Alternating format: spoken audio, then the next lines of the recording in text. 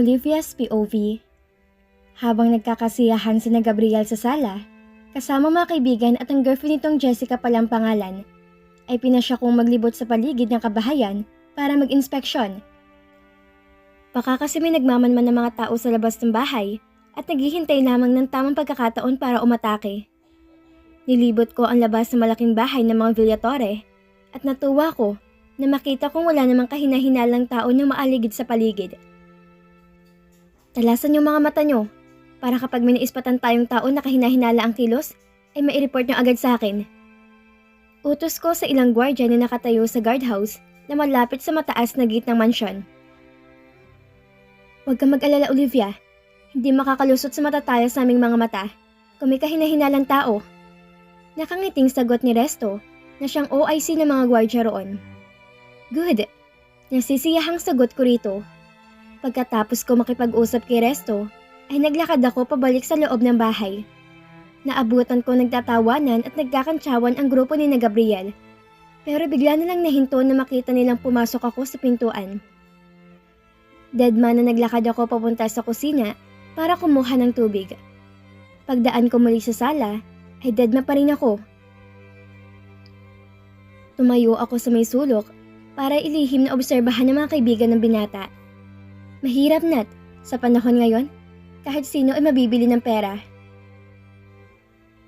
Ang swerte naman ng bodyguard mo, Gabriel. Wala namang ginagawa, pero sumasahod na malaki. Parang gusto ko na maging bodyguard na lang kaysa maging girlfriend mo. Nakangising kantsaw ni Jessica kay Gabriel. Obvious naman na ipinaparinig sa akin ang mga sinasabi nito.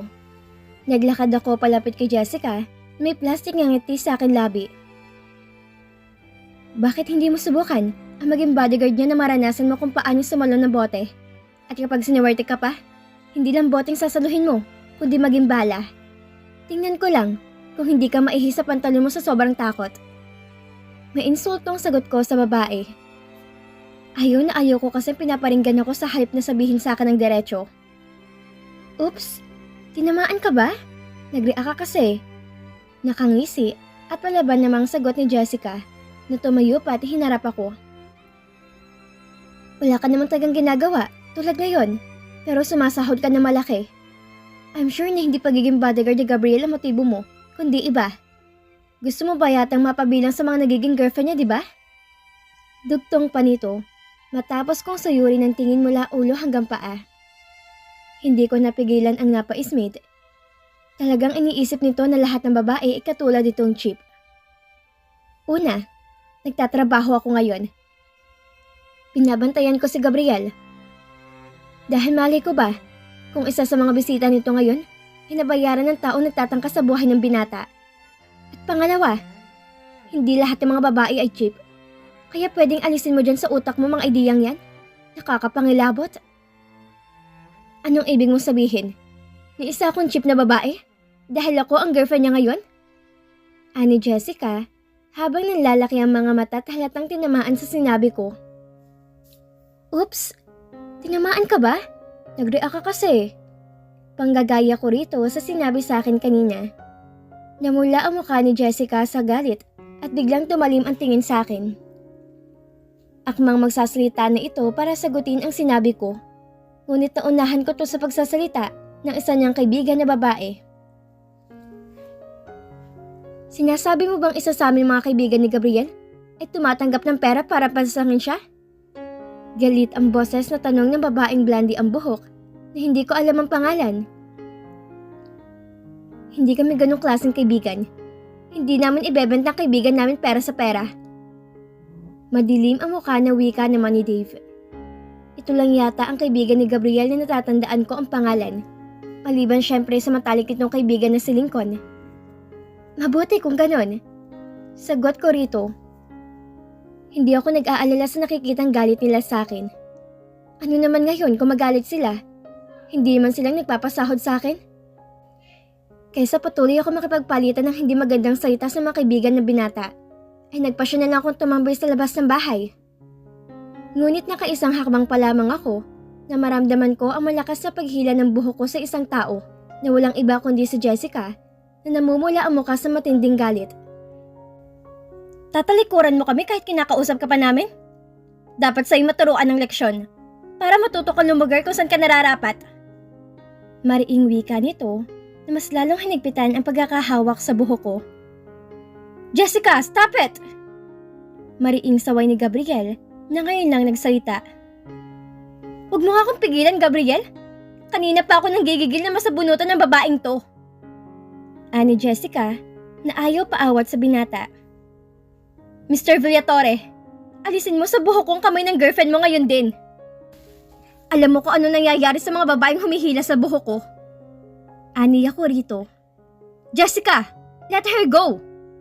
Madilim na ang mukha na utos ng binata sa girlfriend nito. No, Gabriel! I will teach this girl a lesson in your behalf. Mabilis sa sagot ni Jessica. Napakayom ng aking kamao na mas hinigpitan pa nitong pagkakahila sa buhok ko. Hindi na ako nakapagtimpi pa, kaya hinawakan ko na mahigpit ang pulsuhan nito. Napasigaw sa sakit si Jessica at bahagyang lumabay ang pagkakahawak nito sa buhok ko. Sinamantala kong pagkakataong yon at umikot ako sa ilalim ng braso nito, kaya biglang napilipit ang braso nito. Mas lalong napasigaw ang babae dahil sa sakit na nararamdaman. Gabriel, do something! Hahayaan mo bang saktan sa harap mo ng bodyguard mo si Jessica? Nakikiusap na wika ng isang babae na siyang girlfriend yata ni Dave. Let her go, Olivia. Irespeto mo naman ang girlfriend ko. Madiin ang boses na sambit ni Gabriel sa akin. Kapag hindi mo siya binitawan, ngayon din ay wala ka ng trabaho. Dugtong pa nito sa nagbabantang tono. Binitawan ko ang braso ni Jessica, ngunit malakas ko namang sinipa ang likod nito. Tumilapon to papunta kay Gabriel, kaya parehong natumba sa sofa ang dalawa. Ang taong hindi marunong rumispeto sa kapwa ay hindi rin nirerespeto. Sadly, hindi marunong rumispeto ang girlfriend mo. Hindi siya yata nagawang turuan ng mga magulang niya? O talagang nature niya ang pagkakaroon ng masamang ugali? Malamig pa sa yelo ang boses sa sambit ko kay Gabriel. Pagkatapos ay walang paalam na tinalikuran ko sila at umakyat ako sa hagdan. Plastika? Hindi pa tayo tapos? Narinig kong sigaw ni Jessica, ngunit hindi ko na yung pinansin. Shut up, Jessica! Shut up! Malakas naman na ang tinig na saway ni Gabriel sa babae. Tuluyan na akong pumasok sa loob ng aking silid, kaya hindi ko na alam kung ano pa ang sumunod sa sinabi nito. Umupo ko sa harapan ng salamin at sinuri ang aking buhok. Napangawi ako na maramdaman ko ang sakit ng diinan ko ang bahagya. Maya-maya pa ay bigla akong napatingin sa pintuan nang bumukas iyon at pumasok sa Gabriel na may dala na kung anong telas sa kamay nito. Anong kailangan mo? Sasermonan mo ba ako dahil sa ginawa ko sa girlfriend mo? Inis na tanong ko rito. Bumuntong hininga lamang ang binata at lumapit sa tabi ko. Walang paalam na basta na lang idinikit sa aking anit ang dala nitong malinis na tela na may lamang ice cube. Ouch! Ano ba? Nagpunta ka ba rito para iganti mo sa akin ng babaeng yun? I'm sorry, Olivia. Mahina ang boses sa sabi nito habang nakatingin sa refleksyon ko sa harap ng salamin. Sorry saan? Hindi ko alam kung saan ba to nagsosorry. Dahil sa nangyari sa iba ba kanina? O dahil sa walang pag-iingat na paglapat ng ice pack sa aking anit? Bakit hindi ka nalang mag-resign bilang bodyguard ko, Olivia? Ayaw mo ba na mas tahimik ang buhay mo kapag wala ka na rito? Biglang sabi ni Gabriel sa malumanay na boses. Kung hindi lang malumanay ang boses nito nang sabihin niya yon, ay tiyak na sisipain ko to palabas sa silid ko. Alam kong ayaw mong presensya ko. Ngunit trabaho kong bantayan ka, Gabriel. Kaya kahit na kumukulong dugo mo sa akin, tuwing nakikita mo ako, itiisin mo na lang. Kung gusto mo tagang umalis ako bilang bodyguard mo, kausapin mo yung ama mo. Dahil tanga siya lamang ang makapagpapaalis sa akin bilang tagapagbantay mo. Ani ako rito. Alam mo ba kung bakit kita pinapaalis bilang bodyguard ko, Olivia? Dahil ano? Tanong ko nang hindi nito itinuloy ang sinasabi. Wala. Pagkakaila nito. Matapos ng bumuntong hininga, ay walang paalam na basta na lamang itong naglakad palabas ng silid. Nasundan ko na lang ang tingin ng likuran nito. Ano bang dahilan ni Gabriel? kung bakit nais itong umalis ako sa pagiging bodyguard niya. At bakit hindi nito magawang ituloy ang sasabihin? Sa kabilang banda, napabalikwas ako ng bangon sa kama. Nang pagmulat ko, ay nabungaran ko sa labas ng bintana ang mataas na sikat ng araw. Halos umaga na ako nakatulog dahil sa pag-iisip sa mga sinabi kahapon ni Gabriel. Agad kong tiningnan ang cellphone ko para makita kung nasa bahay lang ba ang binata. Napamura ako ng malakas na matuklasang umalis ito. Ang nakalagay kasi na address kung saan naroon ang tracking device ay wala rito sa bahay kundi nasa labas. Dali-dali ako naligo at nagbihis bago lumabas sa silid. Sonia, kanina pa ba umalis si Mr. Villatore? Tanong ko sa katulong na magkasalubong ko sa sala. Kanina pa, Olivia, kasama ni na Sir Lincoln. Tinanong ko siya kung gigisingin kita dahil nga may lakad si Sir. Pero ang sabi niya wag daw. Ipinagbawal din niya wag kang gisingin kapag nakaalis na siya. At hayaan ka lang daw namin niya matulog. Sumbong nito sa akin. Mariin kong naikuyom ang aking kamao. Nagawa niya akong takasan. Pero kung inaakala niyang hindi ko siya masusundan, ay nagkakamali siya. Ganun ba? Sige, aalis na ako. Paalam ko sa katulong. Hindi ka ba mag-aalmusal? Kasi magtatanghalian pala. Pahabol na tanong sa akin ni Sonia. Tama to. Oras na nga ng pananghalian dahil malapit na mag-alas 12. Ganun ako sobrang late nagising. Kung nandito lang ama ni Gabriel, ay natitiyak kong inabot na ako ngayon ng sermon dahil sa aking kapabayaan sa trabaho. Hindi na, Sonia. Doon na lamang ko kakain sa lugar kung nasaan ang amo natin. Mabilis kong sagot bago tuluyan na akong lumabas ng pintuan at sumakay sa sakyan ko. Mabilis ang ginawa kong pagpapatakbo dahil medyo malayo-layo ang kanaroroonan ng binata. Talagang lumayo pa to para hindi ko siya masundan. Tinapunan ko na mabilis na suyap ang cellphone ko para makita kung umalis na ba sa kanaroroonan nito si Gabriel. Natuwa ako na makita kong hindi to umaalis. I wonder kung anong ginagawa nito at nanatili lamang to sa iisang lugar. Halos 1 oras din ako nagbiyahe bago ko narating ang location ni Gabriel. Napakunot ang noo ko nang huminto ako sa tapat ng isang bar. Dito ang itinuturong location sa tracking device na nakasabit sa relo ng binata. Kaya natitiyak ko na nasa loob to kasama si Lincoln. Ang dami-daming bar na mas maganda at malaki na hindi lalayo ang dalawa. Ngunit pinili pa talaga nilang dito magpunta. Iniisip marahil ni Gabriel na hindi ko sila masusundan kapag nasa malayo sila nagpunta. Bago ako lumabas sa sakyan, ay sinuot ko ang aking sombrero para hindi agad ako mapansin ni Gabriel. Baka kasi pag nakita niya ako, ay tumakas na naman to. Pagpasok ko sa loob, ay agad kong sinuyod ng tingin ang lahat ng mga taong naroon. Agad kong nakita si Gabriel kasama si Lincoln na nakaupo sa harap ng bar counter at doon umiinom. Kaagad ako naghanap ng upuan na hindi gaanong malapit sa mga to. Anong order niyo, ma'am? Tanong sa akin ng waiter na lumapit sa akin. 1 rice at 4 na barbecue lang. Mabilis kong sagot habang ang paningin ko'y naroon kay Gabriel. Napansin ko kasing isang grupo ng mga lalaki na nakaupo malapit sa kinaroroonan ng dalawa. Pagpasok ko pa lang kanina, ay napansin ko nang madalas silang sumusulyap kay Gabriel na tila ba may hinihintay. Siguro hinihintay ng mga to na malasing ang binata bago atakihin. Drinks, ma'am? Saka o-order ba kayo ng beer? Nakangiting tanong pa sa akin ng waiter. Pineapple juice na lang. Gusto ko lang kasi kumain ng lunch dito sa loob ng bar. Mabilis kong paliwanag dito. Okay, ma'am. Sagot ng waiter bago tuluyang umalis. Patuloy kong inobserbahan ng 5 lalaki na patuloy pa rin sa palihim na pagsuyap-sulyap sa walang kamalay-malay na si Gabriel. Maya-maya pa ay dumating ng in-order kong pagkain. Ngunit hindi pa rin gumagawa ng aksyon ang 5 kalalakihan. At hanggang sa natapos na ako sa pagkain, ay nanatili pa rin sa kinuupuan nila mga lalaking kahina-hinala ang kilos. Mukhang hinihintay taga nila na malasing muna sina Gabriel bago nila gawin ang anumang binabalak ng mga to. Gabriel's POV. Bilib talaga ako sa'yo, Gabriel. Nakatakasan mo ang matinik mong bodyguard. Nakangising sabi ni Lincoln habang napapabaling ng bahagya. Walang bodyguard na hindi ko kayang takasan, alam mo yan. Mabilis kong sagot. Kanina na magising ako at nalaman ko mahimbing pa rin natutulog na si Olivia ay sinamantala kong pagkakataon.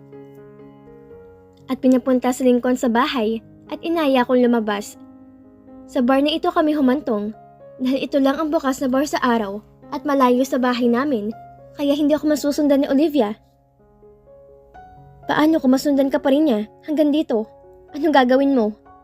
Nito. Kapag masundan niya ako hanggang dito, ay hindi ko na to itataboy at tatanggapin ko na to bilang bodyguard ko na maluwag sa aking kalooban. Sagot ko sa kaibigan ko. Alam ko naman kasi na hindi ako masusundan dito ni Olivia, kaya ko sinabi ang mga salitang yon. Sabi mo yan ha? Natatawang wika ni Lincoln, sabay taas ang basong may lamang alak. Cheers! Nito, at sabay namin kinungga ang alak. Ilang baso ang naubos namin, kaya medyo tinamaan na kaming pareho ni Lincoln. Ang mabuti pa, sa bahay niyo lang natin ituloy ang pag-inom. Baka malasing tayong pareho, wala magmamaneho. Suhestyon ko sa kaibigan ko. Mabuti pa nga. Agad namang sang-ayon ni Lincoln. Tumayo to at naglabas ng pera sa wallet.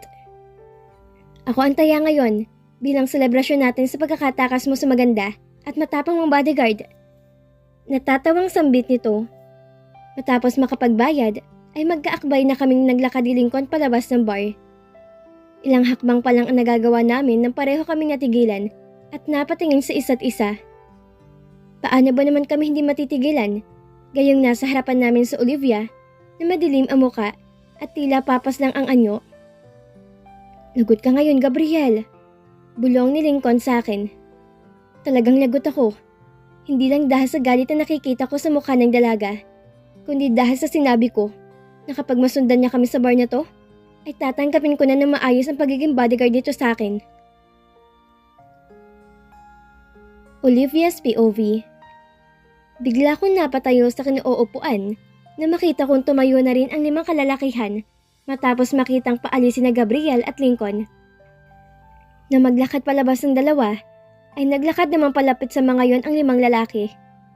Mukhang isa sa katuparan ng kanila masamang binabalak. Agad akong humarang sa daraanan ng dalawa at matalim ang tingin na tiningnan ko ang 5 kalalakihan na naglalakad sa likod ni Gabriel. Na makita kong tumakbo palapit kay Gabriel ang isang lalaki na may hawak na patalim, ay patakbo rin akong lumapit rito. Halos sabay lang kaming nakalapit at kasabay ang pag-unday nito ng matalim kay Gabriel ay ang pagtulak ko naman sa binata. Dahil may tama na ng alak sina Gabriel at Lincoln, ay parehong bumagsak ang dalawa sa sahig. Hindi inaasahan ng lalaki nagtangka kay Gabriel na naroon ako, kaya hindi nito naiwasan ang paghawak ko sa kamay nitong may hawak na patalim. Pinilipit ko ang kamay nito papunta sa likuran at malakas ko tong sinipa sa sikmura, sabay hila at idiniin sa saig. Sinalubong ko naman ng isang sipa ang kasamahan nitong nakalapit na rin, pati sa isang lalaki nakalapit naman kay Gabriel. Sa lakas ng pagkakasipa ko, ay tumalsik to sa bar counter at tumama ang noo sa counter. Tulog na bumagsak to sa sahig. Watch out! Malakas sa sigaw ni Gabriel.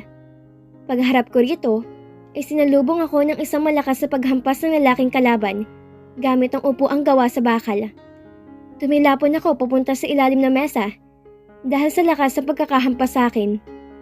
Nakaramdam ako ng sakit, ngunit hindi ko yun masyadong ininda.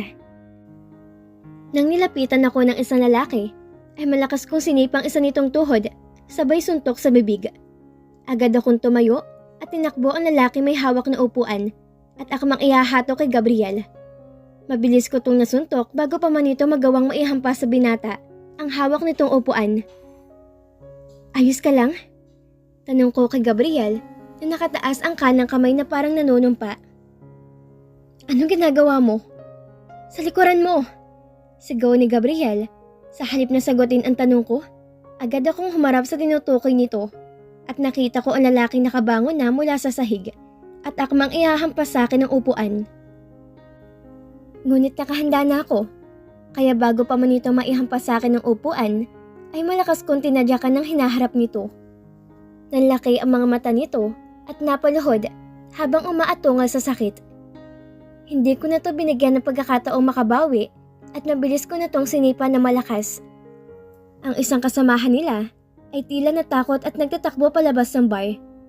Ngunit hindi pa to nakakalabas ay may humarang dito na dalawang lalaki na malalaki ang katawan. Isang malakas sa suntok sa sikmura ang binigay ng isa sa dalawang lalaki na agad nagpatulog sa lalaki nagtatangkang tumakas. Tila sa akong pinasan ng lalaking malaki ang pangangatawan ng lalaking nawala ng malay. Hindi ko maiwasang magtaka. Sino ang mga taong yun? Bakit nila ako tinulungan? Tinulungan ba nila ako? O kakampi sila ng mga taong nagtatangka sa buhay ni Gabriel? Hindi ako naniniwala na kaya kaming talunin ng isang babae lamang. Galit na sigaw ng lalaking kaaway at nag-iisa na lamang na nakatayo. May hawak ng patalim at nanggigigil ang anyo na tumakbot papalapit. Umangat sa hangin ang kamay nitong may hawak na patalim. Agad kong nahulaan kung anong binabalak nitong gawin. Balak nitong ihagis kay Gabriel ang hawak nito. Kaya agad kong binunot ang aking armas na sa bewang ko at maliksi kong inasinta ang kamay ng lalaki. Bago pa nito maihagis ang patalim sa binata. Nabitawan nitong hawak habang sumisigaw sa sakit. As much as possible, ay ayokong gumamit ng armas kung kaya kong talunin ng mga kaaway gamit lamang aking mga kamay at lakas. Akmang lalapitan ko ang lalaki, ngunit may mga pulis na nagsidatingan at hinuli ang mga lalaki nagtangka sa buhay ni Gabriel. Nang wala na ang mga pulis, ay mabilis ako nilapitan ni Gabriel at hinawakan sa aking braso. Olivia, are you okay? Tinamaan ka kanina ng upuan. Nakita mo naman ang nangyari, Mr. Villatore. Paano ko hindi kita nasundan? Siguradong wala ka na ngayon at naghahanda ng pamilya mo para paglamayan ka. Inisasit ako rito. I'm sorry. Mahinang tura ni Gabriel sa akin. Umiling lamang ako at nagpatiunang naglakad palabas ng bar. Kaagad akong sumakay sa sakyan at hinintay na pumasok sa loob ng binata. Pero ilang saglit lang ay bumukas na ang pintuan sa tabi ng driver seat at pumasok to. Mabuti na lang at sa kotse ko pinili nitong sumakay sa halip na sa kotse ni Lincoln. Dahil kung doon to sumakay, ay tagang hihilahin ko to papunta rito. Wala kaming kibuan habang nagbabiyahe pabalik sa mansyon. Ramdam ko ang ginagawang pagtitig sa akin ni Gabriel at ang malalim na buntong hininga nito. Hanggang sa nakarating kami sa bahay, ay nanatili kaming walang kibuan. Pagkapasok ko sa loob ng mansyon, ay agad akong dumiretso sa aking silid. Nanggigigil na naupo ko sa gilid ng kama. Hanggang kailan ba magiging pasaway ng laking yun? Hindi ba taga to natatakot na mawala sa mundo? Inis na bulong ko sa aking sarili. Maya-maya ay bigla ko napatayo sa kinauupuan ko na may kumatok sa pintuan. Pagbukas ko, ay nakita ko nag-aalalang mukha ng binata. Anong kailangan mo? Anay ako rito. Look, Olivia, I'm sorry. Ang totoo? Kung wala kang mahalagang sasabihin, umalis ka na at magpapahinga ako. Napagod ako sa pakikipaglabanan kanina. Kaya pwede bang iwan mo na muna ako? Putol ko sa ano pa mang sasabihin nito. Dinalhan kita ng ice pack. Ilagay mo sa braso mong tinamaan ng upuan kanina. Seryosong sambit nito. Walang salitang kinuha kong ice pack at pagkatapos agad na sinarado ang pintuan nang hindi man lang nagpapasalamat rito. Alam ko masyadong masama ang ginawa ko rito ngayon. Ngunit ano magagawa ko? Naghahalong inis at pag-aalala ko sa binata. Naiinis ako dahil hanggang ngayon ay hindi pa rin niya ako matanggap bilang bodyguard nito. At nag-aalala ako dahil kung wala ko roon, baka kung ano nang nangyari dito. Hindi ba niya naintindihan na kapakanan at kaligtasan lamang niyang iniisip ko? Gabriel's POV. Pabagsak na isinara ko ang pintuan ng aking kwarto at pagkapasok ko sa loob, ramdam ko ang galit sa akin ni Olivia at yun ang ayaw kong mangyari. Ngunit wala akong magagawa, kailangan kong gawin rito. Ano bro, galit ba sa yung bodyguard mong maganda? Agad na tanong ni Lincoln. Halos kasabay lang namin na dumating ang kaibigan ko sa bahay dahil nakasunod ang kotse nito sa likuran namin. Yes, at mukhang hindi basta-basta mawawala ngayon ng galit ni Olivia. Mukhang naubos na yata ang pasensya niya sa akin. Sagot ko rito. Naglakad ako papunta sa maliit na mesa at binuksan ang bote ng alak na naroon at mabilis ako nagsaling sa 2 baso at ibinigay kay Lincoln ng isa. Bakit kasi hindi mo na lang sabihin sa kanyang totoo? Para naman hindi na to nag-aalala pa sa kaligtasan mo. Suhestyon nito bago sumimsing ng alak sa baso. Mabilis akong umiling.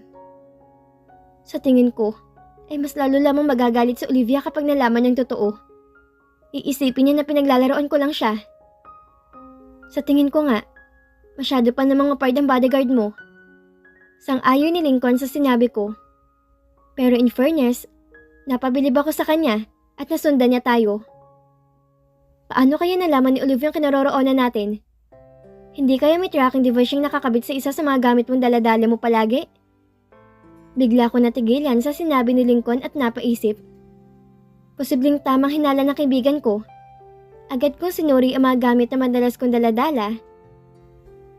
Maya-maya ay nagkatinginan kami na makita kong isang tracking device na nakakabit sa likuran ng aking relo.